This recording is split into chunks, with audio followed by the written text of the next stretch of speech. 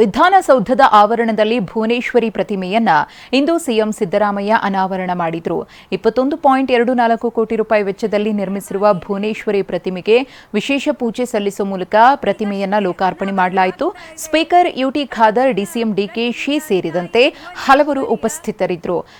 ಇನ್ನು ಕನ್ನಡಪರ ಸಂಘಟನೆಗಳ ಸದಸ್ಯರು ಕೂಡ ಉಪಸ್ಥಿತರಿದ್ದರು. ಇದೇ ವೇಳೆ ಸಿಎಂ ಮತ್ತು ಕನ್ನಡಪರ ಹೋರಾಟಗಾರರ ಮೇಲಿನ ಕೇಸ್ ವಾಪಸ್ ಪಡಿತೇನೆ ಅಂತಂದ್ರು. ಇನ್ನು ಭುವನೇಶ್ವರಿ ಪ್ರತಿಮೆ ಅನಾವರಣ ಅಂಗವಾಗಿ ವಿಧಾನಸೌಧಕ್ಕೆ ಬೆಳಕಿನ ಚಿತ್ತಾರ ಮೂಡಿಸಲಾಗಿತ್ತು. ಕನ್ನಡದ ವರ್ಣದಲ್ಲಿ ಶಕ್ತಿ ಸೌಧ ಜಗಮಗಿಸಿತು.